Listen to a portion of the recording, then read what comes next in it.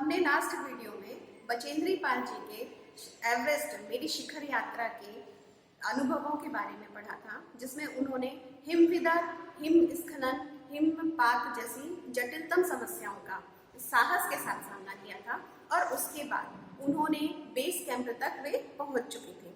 आज हम उसके आगे पेज नंबर 25 से पेज नंबर 27 तक पढ़ेंगे। ठीक है, आप सभी अपने साथ एक पेंसिल और अपनी कॉपी, अपनी जो किताब है उसको रखें, उसमें टिक करते जाएं। जो भी चीजें मैं बताऊंगी उसको वहां पे पेंसिल से लिखते भी जाएं। ठीक है। दूसरे दिन नए आने वाले अपने अधिकांश सामान को हम हिमपात के आधे रास्ते तक ले गए। डॉक्टर मीनू मेहता ने हमें एल्युमिनियम की सीढ़ियों से अस्थायी पुलों का बनाना, लट्ठों और रस्सियों का उपयोग, बर्फ की आड़ी तिरछी दीवारों पर रस्सियों को बांधना और हमारे अग्रिम दल के अभियांत्रिकी कार्यों के बारे में हमें विस्तृत जानकारी दी।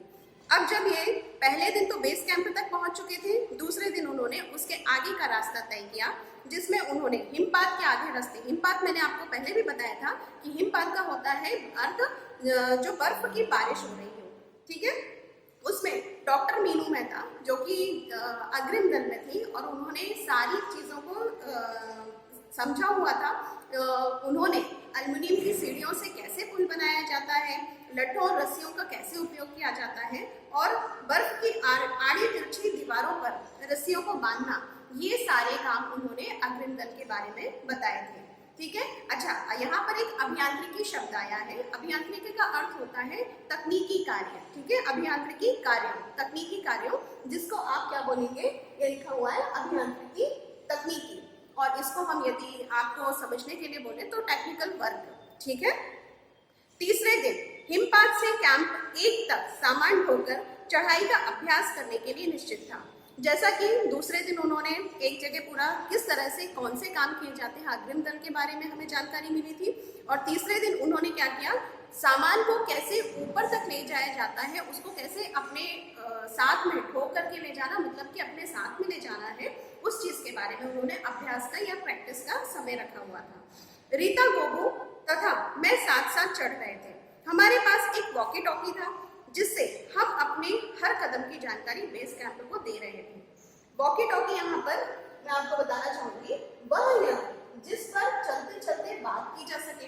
अच्छा, यह सन 1984 की बात है। उस समय हमारे पास मोबाइल तो हुआ नहीं करते थे कि हम इधर से अपनी बात को उधर पहुंचा दें, इसीलिए वॉकी टॉकी का यूज किया गया था। और ये सारी जानकारी किसको दे रहे थे, बेस कैंप में दी जा रही थी, जहाँ ये इसका मुख्य आधार कैंप, जिसको मैंने बताया था कि मुख्य शिविर होता है, वहां पर इसकी पूरी जानकारी दी जा रही थी।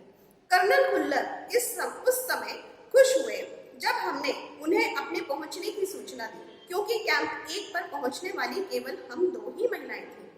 अब यहाँ पर जो बहुत सारे लोग थे, लोग तो बहुत सारे थे, जिसमें शेरपा थे, कुली थे, रसोइये थे, लेकिन उसमें सिर्फ 2 ही महिलाएं थी, एक वो थी और एक उनके साथ डॉक्टर मीनू मेहता थी। अंग दोरजी, लोकसंग और गगन बिस्सा अंततः साउथ पोल पहुंच गए और 29 अप्रैल को 7,900 मीटर पर उन्होंने कैंप 4 लगा दिया। यह संतोषजनक प्रगति थी। इसका मतलब है जैसे जैसे अभी तक उन्होंने सोचा हुआ था वो वैसे वैसे आगे बढ़ते जा रहे थे। जब अप्रैल में मैं बेस कैंप में थी, तेंजिंग अपनी सबसे छोटी सुपुत्री डेकी के साथ हमारे पास आए। अब यहाँ पर आप पूछेंगे तेंजिंग कौन है? मेरे ख्याल से सभी को पता होगा कि तेंजिंग कौन है। तेंजिंग नोरोगे ये एवरेस्ट पे सबसे पहले जिन्होंने चढ़ाई की हुई थी, ये बात है। अच्छा, इन्होंने चढ़ाई कब की थी? 29 मई 1953 को इन्होंने पहली चढ़ाई की थी। इसके बाद तो उन्होंने 6 से 7 चढ़ाइयां कर ली है, लेकिन जो इनकी पहली चढ़ाई थी वह 29 मई 1953 को थी। उन्होंने इस बात पर विशेष महत्व दिया कि दल के प्रत्येक सदस्य और प्रत्येक शेरपा कुली से बातचीत की जाए। यहाँ पर उन्होंने सभी को महत्व दिया है, चाहे वो शेरपा कुली हो या फिर कोई भी सदस्य हो। क्यों ऐसा किया? ताकि वो सबसे यह जानकारी लें कि उनकी तैयारी कैसी है, वह कैसे तरह से अपने आप को तैयार करके ऊपर की ओर चढ़ना चाहते हैं। जब मेरी बारी आई, मैंने अपना परिचय यह कहकर दिया कि मैं बिल्कुल ही नौसिखिया हूँ। नौसिखिया का आशा है यहाँ पर नया सीखने वाला, जिसको कुछ भी अनुमान ही ना हो, अनुभव ही ना हो किसी भी बात का। और एवरेस्ट मेरा पहला अभियान है।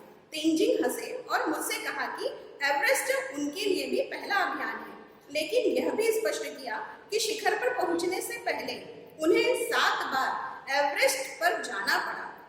फिर अपना हाथ मेरे कंधे पर रखते हुए उन्होंने कहा, तुम एक पक्की पर्वतीय लड़की लगती हो, तुम्हें तो शिखर पर पहले ही प्रयास में पहुंच जाना चाहिए।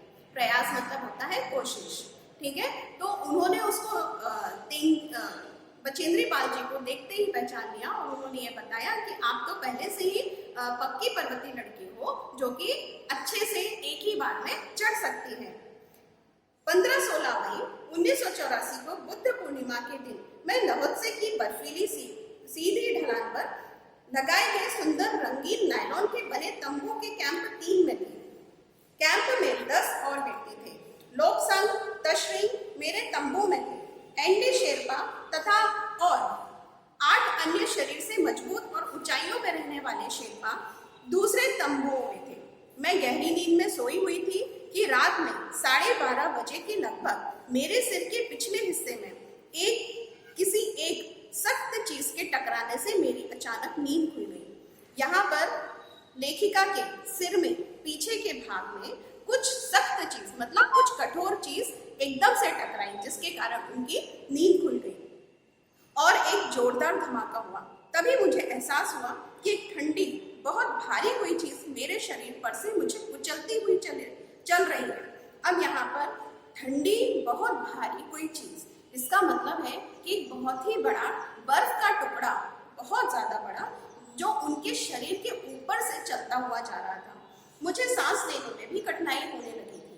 अब यहाँ पर जैसे ही वो बर्फ का टुकड़ा उनके पास आया तो उन्हें अंदर से सांस नहीं ले पा रही थी वो। यह क्या हो गया था? एक लंबा बर्फ का पिंड हमारे कैंप के ठीक ऊपर बहुत से ग्लेशियर से टूटकर नीचे आ गया।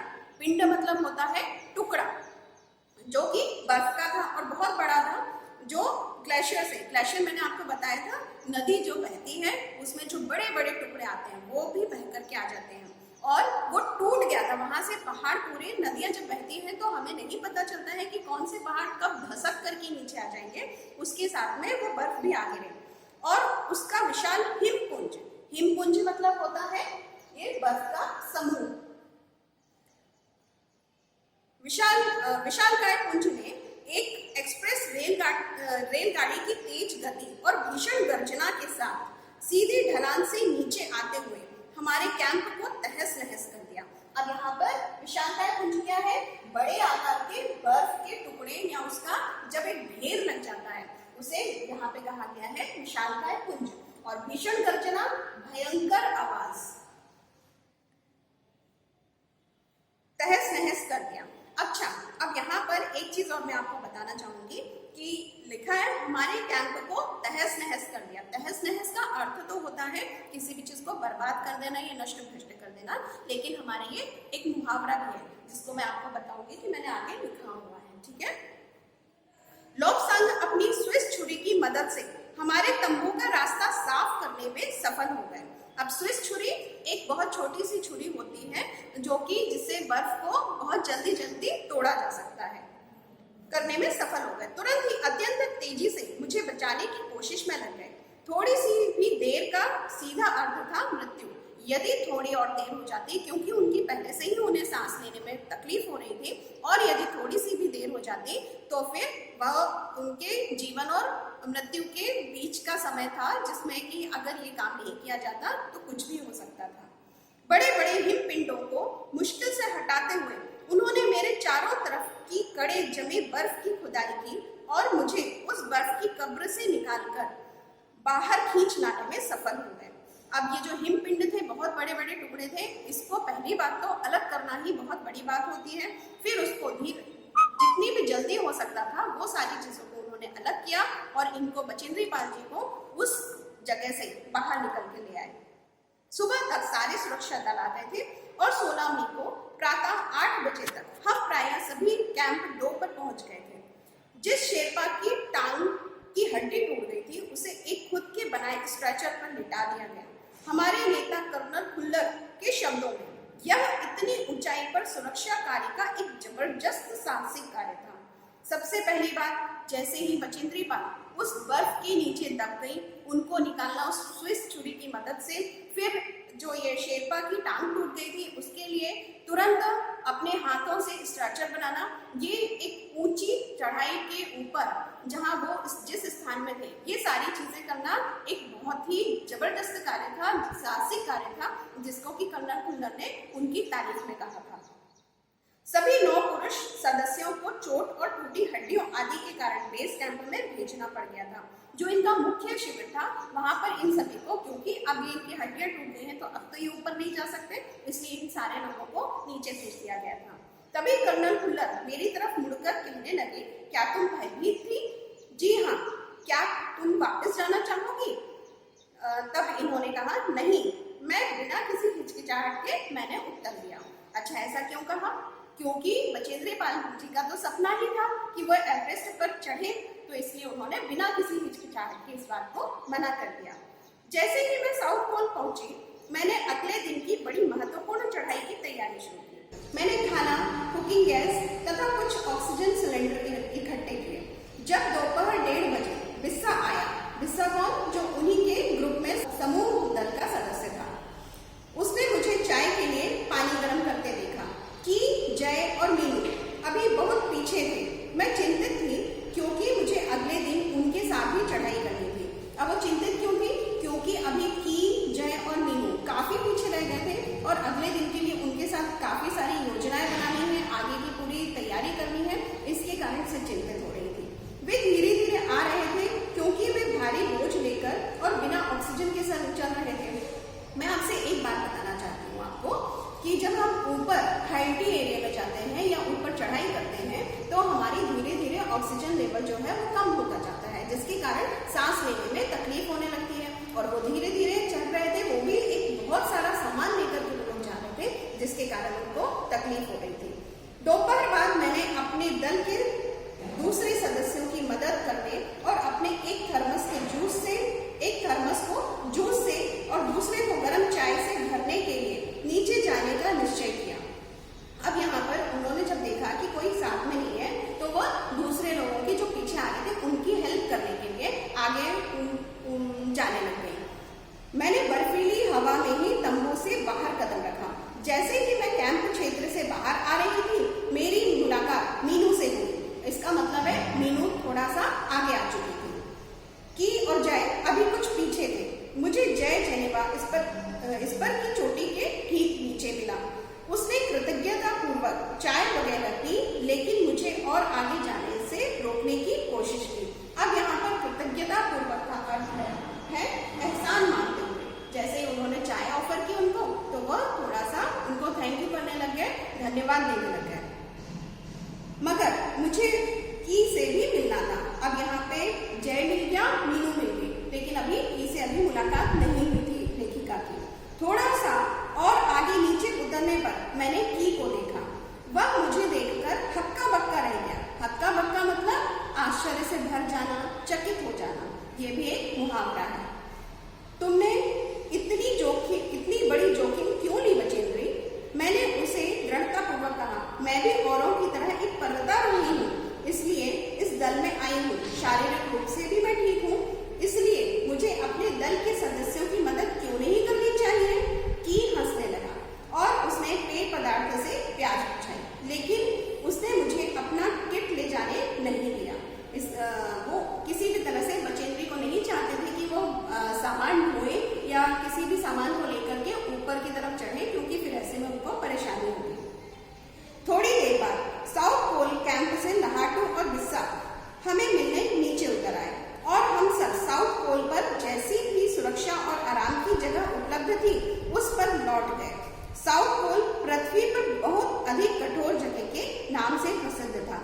जो साउथ पोल जहाँ पे वे ठहरे हुए थे, वह पूरे जगह पर पृथ्वी का बहुत अधिक कठोर जगह के नाम से प्रसिद्ध था, क्योंकि वो अपने आप में बहुत कठोर जगह होगी। इसीलिए बच्चों, आज हम इधर पे ही अपनी किताब का इस भाग को खत्म कर रहे हैं।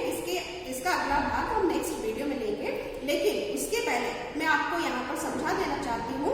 हमारे यहाँ जब मैं आपको पढ़ा रही थी, तब पुनरुक्ति शब्द आए हुए थे। जैसे पुनरुक्ति शब्द क्या होते